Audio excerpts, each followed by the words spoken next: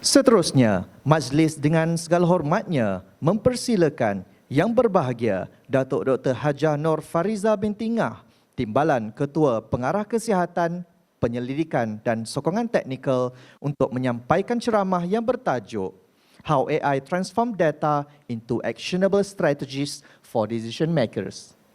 Dengan segala hormatnya dipersilakan. Bismillahirrahmanirrahim. Terima kasih pengacara majlis. The speech, the talk is in English, yeah. So tak apa, kita mix lah, yeah.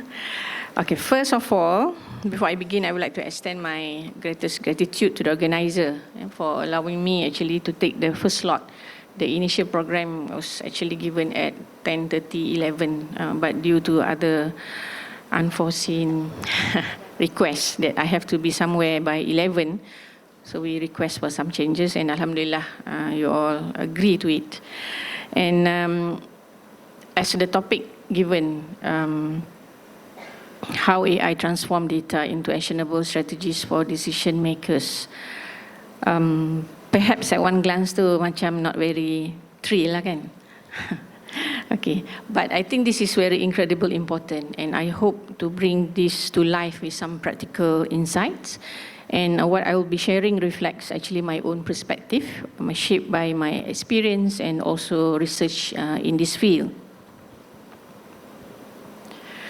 So what we are constantly surrounded by data. I'm sure every one of you here, among the clinicians, among the researchers, we have a lot of data from many sources, either from the health system, from the research lab, from our own clinical data, or even from our own phone that we have a lot of data as well. But decision makers often face information overload because we're not sure what is actually we want from the data, what is actually the clear insights. So having data alone doesn't ensure make a better decision. What's needed is a method to convert it to actionable strategies. So artificial intelligence, which is the most spoken words now, the AI, enable this transformation, helping leaders and researchers make confident, informed choices in their policy decision or in their decision making. So the development of algorithm, especially within the context of AI transforming data into actionable strategies, must have a structured pathway or the structured process. I'm sure many of you here have been involved with the solution or algorithm development, but maybe some of you also are about to start the development of AI. So this slide just allow me to explain how actually the typical development of algorithm or solution for AI processes occur. So first we need to have problem. What actually the problem that you want to look at? You have to have a question. Right? Similar like any other research, it must come with a research question. So for development of AI, you also must have research question. What are the things that you want to AI? What are the things that you want to define the problem and the objective? So first, once you clearly identify problem to solve, for example, and the simplest example from my experience is when we do our Dr. also known as Dr. Mata AI solution. First, we try to find out what is actually the problem. Is there a problem? We have been doing screening for diabetic retinopathy, yes, but so what are the things that we want to do? We want to make it faster.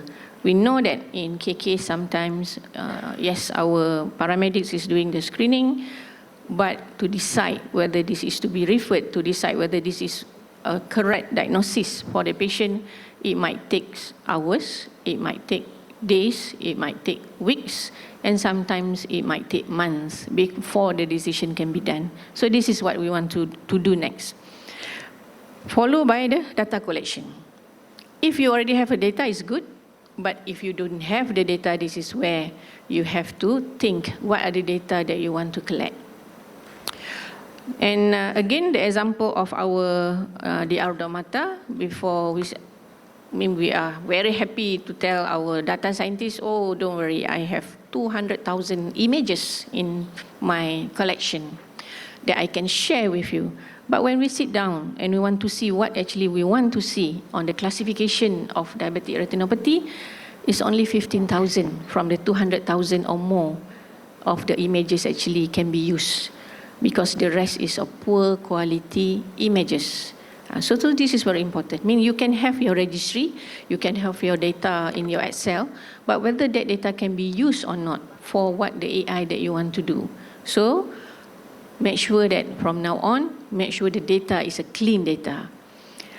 Then after that, you have to design and training of the algorithm. This is where among us, the clinician, among us, the healthcare provider, if we don't have the expertise of going for the extra knowledge or extra courses, we are not the expert in this. All right. So like Dr. Mata again, this is not me or my team that created it. We need a data scientist. We have to work with data scientists. And this is where we don't have the data scientists as much in KKM, right? So with the data scientists, we create together what actually we want. Data scientist doesn't know what actually we want, and they sometimes doesn't know what is the health care wants from the data. Okay, they can have the data, but they don't know what to do with the data. So this is where we have to sit down together. We have to tell them what actually we want. And from there, they develop a suitable model. The first model might be fail, second model might be fail, followed by the machine learning or deep learning algorithm. So these models are the trained based on the historical data and enable them to recognize pattern and relationship of the data that we have and able to come out with the first solution that we want. Then once we have the algorithm, we have to continue testing and validating. All right? It just not say that, okay, this is what we have. We have to ensure that the sensitivity and the specificity is the highest that we want.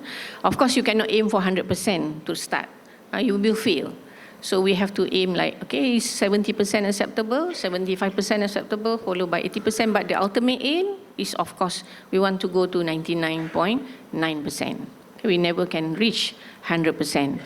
Even with human knowledge also, we cannot reach 100%. So we aim for that. So this is where, with the first algorithm, with the machine learning, with the deep learning, continuously is going to train the solution to become the fine-tune and get the best for the recommendation. Followed by deployment and actionable recommendation. So once we validated, we must sure that once we create a data from AI, it must be able to reach everyone. It might be able to get accessible by all people. There's no point you create a data AI just to be used in a small area or just for a certain group of people. That's not the technology that we are looking at. It must be aimed to be given to everybody, accessible, equity for all. So this is where it is important when you have a research question, look at what actually we are targeting for. Then once we have done all that, it doesn't end there. Okay, continuous monitoring as well as learning process of the solution of the algorithm must be continuously there. So this is where the problem sometimes we face when we buy from outside. We buy the technology that commercially available. So they will give us some free usage, and after that you have to pay per use, yes. But what happened next? We have to upgrade. We say, oh, now our AI has been upgraded to a certain level. We are now achieving sensitivity of almost 100%. Please pay more. So this is where the problem arises. And we have no say to what actually we want. So sometimes people say, why KKM nak reinvent the wheel? Why you want to do something yang is already there. But they must remember of our unique nationality. We have a lot of races, yeah. The most common, of course, Malay, Chinese, Indian, but we shouldn't forget the other small minority, orang asli, the penduduk asal Sabah, Borneo, Sabah and Sarawak. So if our AI is failed to include them in our solution, we are not achieving the success there. So for Malaysia, we have to be inclusive to involve everybody. Right? So back to Dr. Mata, when I planned for this, of course I have a lot of backlash from the people to say that why you want to do it is already available. But when I went for the international conference, this is where the Japanese, the Taiwanese, even the Korean was telling me, you cannot buy ours because our machine, the retina is all Chinese, is all Taiwanese, is all Korean retina. You are very unique. You have a different retina pigmentation. So you should have your own, which is involved or consists of all the retina images of our own population. So that is the one that triggered that, yeah, we have to do something about this. So once we have this, now Indonesia is looking into it, Brunei is looking into it. They say they don't want to like create the other solution. They might want to look into our solution as well. So this is where sometimes people challenge you, but you must justify why you want to do it for our own country. So for this slide, developing an algorithm is a dynamic, interactive process involving problem definition, data integration, model design and training, validation, deployment, and ongoing improvement of the solution.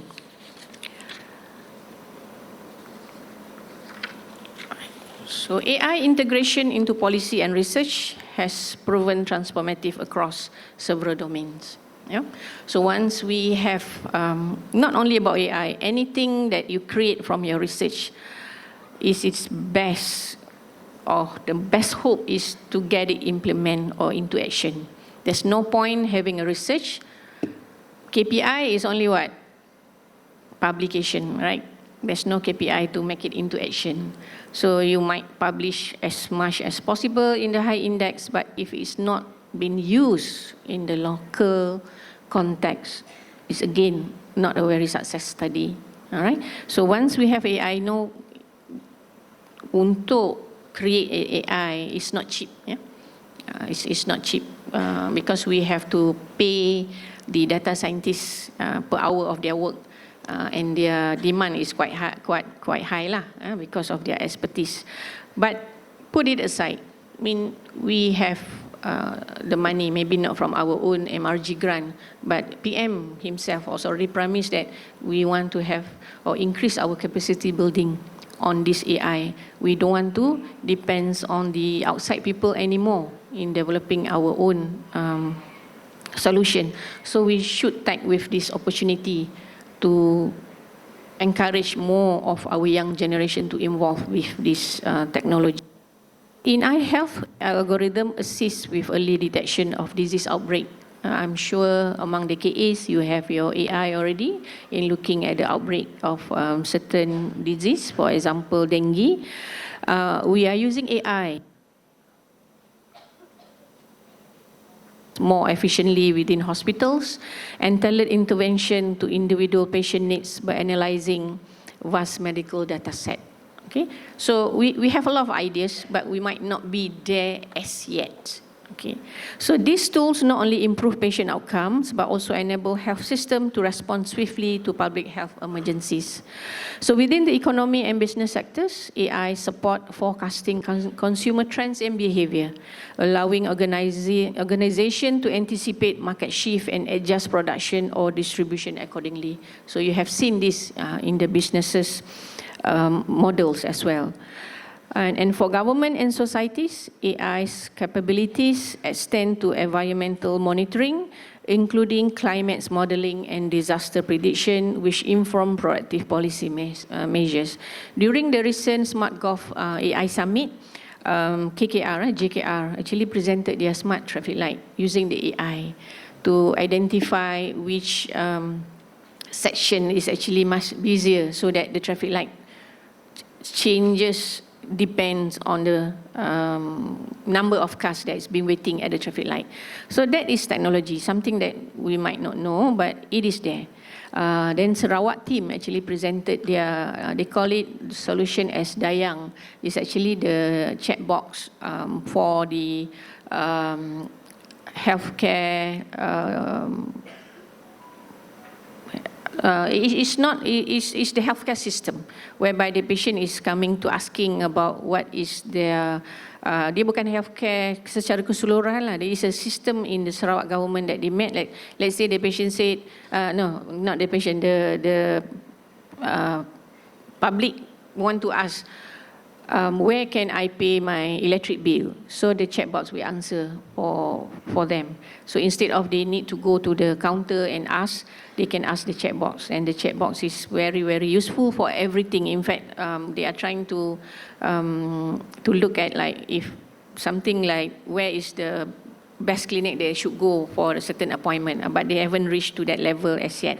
But this is how the AI technology is being talked about. Everything, people are talking about AI. Okay? In fact, I've been asked many times during the meetings, during the conferences, whether KKM is ready for the AI. So my next question to them, what AI are you talking about? We have a lot of specialty, we have a lot of services that we are talking about.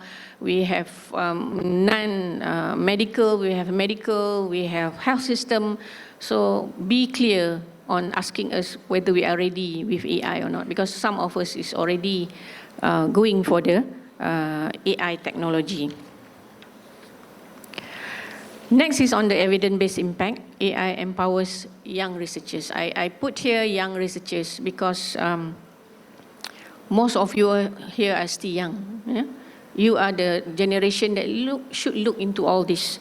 And policymakers can be senior one, but can be the young ones. We are looking into it as well, with the new transformation that we are doing now by having the talent pool to look at who are the possible future leaders or future policymakers that KKM should invest to. All right, we are not going to follow the previous way of doing things. Okay, just grab the senior one to come in next to fill the post. We are looking at what are the possible, looking at the profiling of each of the individual that we think should be suitable. So this is where evidence-based for AI is also being used to look for the next generation leaders. So with AI, it's able to analytically power leaders that can demonstrate the rational and anticipated impact behind their decision, providing transparent accountability. So some people said, if you're using AI, you didn't need to think, which is not right. Yeah? AI is just to assist you. You have to be more clever than AI, because sometimes AI can tell rubbish, can cheat you, can tell whatever information that they have. We still need to have a lot of knowledge and information before we use the AI. That's why when I think many of you are using ChatGPT, you are using Gemini, you can put anything there, then it will give you an answer. But if your input is something rubbish, then they will give you answer as well. But is that the answer that you want? So you have to be very definite of what are the things that we want. So this is where we shouldn't say that AI is going to replace the next generation. No, it's not. We still have to know something before we ask for it. Recently, there's a solution that has been shown to us. You just say something. Let's say you are converse with your patient, the AI will catat everything Then once you finish, they will come out with the diagnosis for you based on the conversation and the plan of management. So they want to sell to us. But I said, do you know that Malaysian, we speak a lot of language when we talk to the patient? We are not speaking English, we are speaking Malay English, and we top up depending on who is the patient or where is the patient from. For example, I'm from Terengganu, I might twist my words into Terengganu language, so the AI might not be able to pick up. When we are talking English, then suddenly Apa is in front there, so we call Apa instead of uncle. Then we explain certain things, we use certain Chinese language which is not proper, but the patient can understand because we are Malaysian. The AI weren't able to pick up. So that, because of that thing, they are not able to answer us. So not that we don't want to adapt the technology, but the technology is not for us. So this is where the team of LLM, a large language models team, are cracking their head because so much information that they have to pick up. Baru kita boleh buat this, something like when you talk to the patient, everything will be putting there.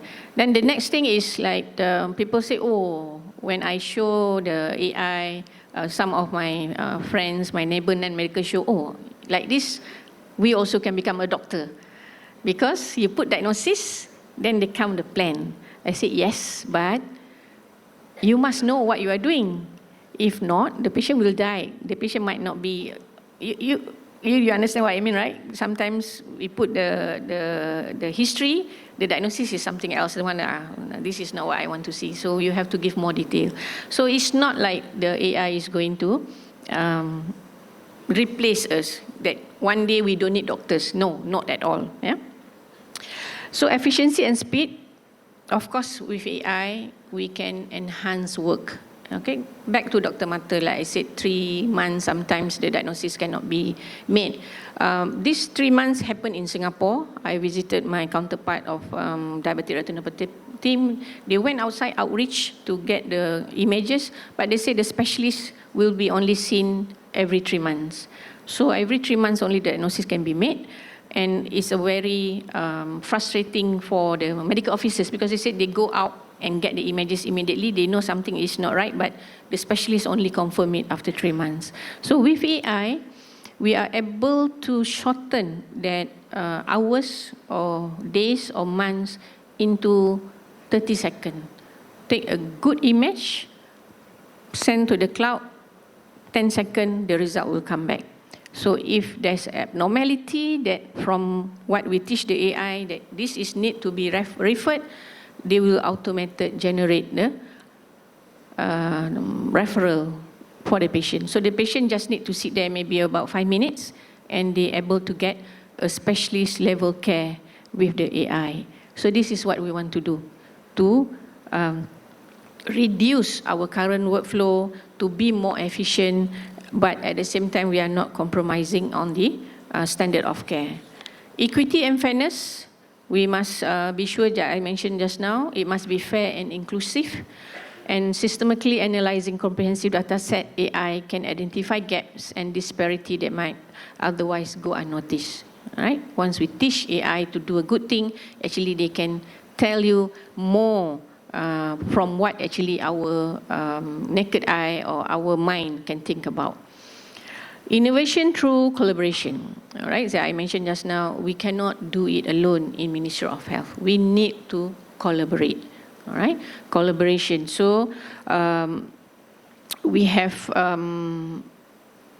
launched our AI Community Center 2 days ago in IH during our 3rd NIH AI Day. So this is where we are making the center as the place to connect between all of you with your ideas, with whatever in your mind, with the appropriate collaborative partners. We have Meranti, we have National AI, NIO, National AI Organization, we have Roche, we have a few others like AZAC that is ready to be connected with us. What we're going to do is you don't need to come with any bombastic proposal. You just come and visit us with one idea in your brain only. and tell us. The team will try to facilitate and see how we can bring this idea to move forward. And once we have this collaboration partner that agree to take challenge into this, then we get you connected. Okay? And at the same time, we are also working about the commercialization. That means in future, if we have a good AI solution or a good research product that can be commercialized, yes, NIH also the place that we are going to have a sandbox. We are going to connect you with the appropriate commercial or industry partners so that this can be used for our national healthcare system.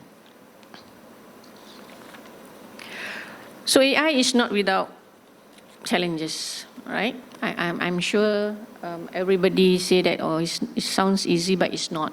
Yeah, it's not. The first is, of course, data quality. Like I mentioned just now, from the 200,000, is only 15,000 actually can be used. And the bias is actually, there's a lot of it. So we have to train this AI. So if we give a rubbish or poor data to AI, whatever solution that we're going to get is also a poor AI solution. So this is where the data must be very clean. One good example, our National Cancer Registry. We have a lot of registry, but when we try to look at whether we can predict the disease, then the team of oncologists say that the data are not able to give that information. So now only this year we are starting to collect a new data so that whatever variable that we have in the data are able to give us the predictive of whether the patient is going to have a long survival, this patient is going to be improved with certain chemotherapy. So this is where the data is very important. Yeah. Then the second one is the privacy and security. I think this is everybody's concern when you say that, oh, you share data, you are using the collaborator from outside, we are sharing our MOH data, but whatever we do in research, we follow the proper governance and the PDPA and whatever is in the, I hope everybody knows Garis Panduan AI Sektor Awam or GP ISA, has been published by our JDN. So it have every detail on what actually you need to do when you involve digital technology, how you want to create a new AI, the process is all there. And the next one, the challenges is about human oversight remains indispensable in the ethical use of AI. Yeah? We must use it ethically, even though the AI can give you the result or all that, but interpretation, looking at the result is still by us, is still by the expert, is still by the human. So leaders must maintain accountability, so ensuring the AI serve as a supportive tools rather than a substitute for thoughtful, responsible leadership. So the central lesson to take away is that artificial intelligence is far more than a technological novelty reserved for the technology sector. It's a dynamic force that can empower everyone. So AI acts as a strategic partner, guiding us through a meaningful progression. It transforms raw information into valuable insight. It translates those insights into information and ultimately help us achieve tangible, positive impact. And for the young researchers and policymakers in the hall, this means you are positioned not simply as passive recipient of data, but as creative designer of smarter approaches to solving societal challenges. So when we choose AI, you gain the tools to shape policy. We able to inspire innovation and bring about real improvement in our communities and countries. And ultimately, the future of effective decision-making will not hinge on who can amass the most data. Instead, it will depend on who can leverage AI thoughtfully to convert data into genuine understanding and wise choices. Yep, so that's my last slide. Thank you for all your attention today, and I hope you have taken away useful insight, whether just a few points or wealth of ideas from the discussion. So for those who just beginning into AI, let's seize this opportunity together and turn ambition into action. The path forward start now, and every contribution matters. So I hope you enjoy the coming presentation later by all the experts in regards to research and AI. Thank you very much.